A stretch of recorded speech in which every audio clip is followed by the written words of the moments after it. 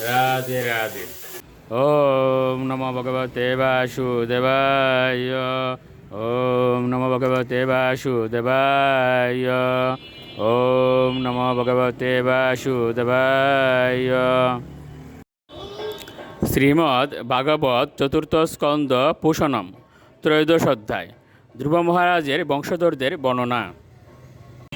শ্লোক 41। আক্রীড়ে ক্রিয়তু বালান বয়সানতি দারুণ প্রসজ্য নিরনুক্রুশ পশুমারম মারয়ত। অনুবাদ: সেই বালক এত নিষ্ঠুর ছিল যে খেলার সময় সে তার সমবয়স্ক বালকদের পশুর মতো হত্যা করত। শ্লোক 42। তম বিচক্ষ কলম পুত্রম শাসনৈরি বিবিধৈরি নিপ যদা ন শাসিতুম কল্প বৃষমাসিদ সুদূর্মনাহ।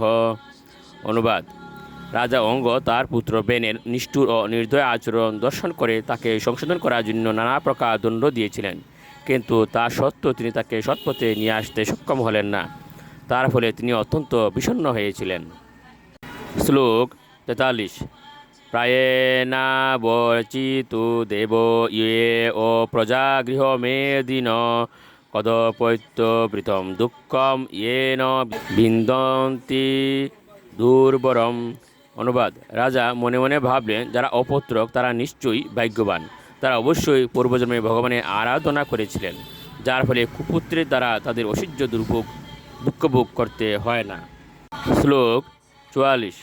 যত পাপি হসি কীর্তির ধর্মশ্চ মহান্নিনাম যত বিরুদ্ধ সর্বেশাম যত আদিরনন্তক। অনুবাদ: পাপী পুত্রের ফলে মানুষের যশ নষ্ট হয়, তার অধর্ম আচরণের ফলে গৃহে অধর্ম এবং বিরোধের সৃষ্টি হয় এবং তা কেবল অন্তহীন উৎকণ্ঠার সৃষ্টি করে। শ্লোক 45। কস্তম প্রজাপদেশম বৈ মোহবন্দনম আত্মন পণ্ডিত বহু মন্যেত ইয়দর্তাহ ক্লেশদাগৃহা। অনুবাদ: এমন কোন বিবেচক এবং বুদ্ধিমান ব্যক্তি আছেন যিনি এই প্রকার কুপুত্র কামনা করবেন? এই প্রকার পুত্র জীবের মোহবন্ধনের কারণ ছাড়া আর কিছু নয় এবং তার নিমিত্ত গৃহ ক্লেশদায়ক হয়ে থাকে। রাধে রাধে।